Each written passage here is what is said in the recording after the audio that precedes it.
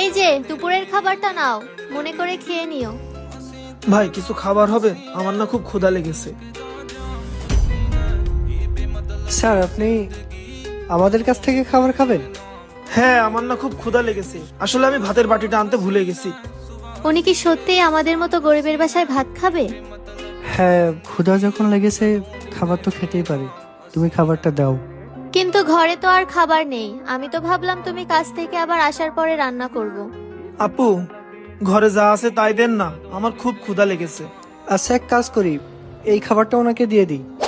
এই খাবারটা দিয়ে দিবা মানে? এই খাবারটা দিয়ে দিলে তুমি দুপুরে কি খাবা?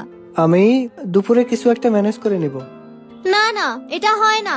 আমার স্বামী না খেয়ে থাকবে আর এই খাবারটা আমি অন্য আরেকজনকে দিয়ে দেব? আরে তুমি এভাবে বলছো কেন? একজন ক্ষুধার্ত মানুষকে খাবার খাওয়ানো তো সওয়াবের কাজ।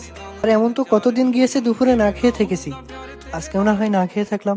আচ্ছা, তাহলে দাও খাবারটা। স্যার, আপনি এই খাবারটা নেন। আপনাকে অসংখ্য ধন্যবাদ। আচ্ছা থাকো, কাজে দেরি হয়ে যাচ্ছে, আমি গেলাম।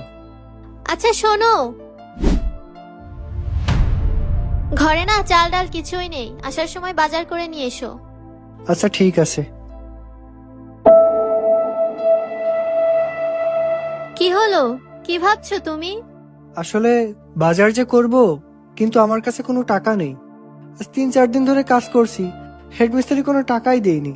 টাকা দেয়নি কেন? শুধু আমাকে না, কাউকেই দেয়নি। যে বাড়িতে কাজ করছি হেডমিস্ত্রি বলেছে ওই বাড়ি ছাদ ঢালাই না হওয়া পর্যন্ত কাউকে কোনো টাকা দেবে না। তার মানে তুমি আজ 3-4 দিন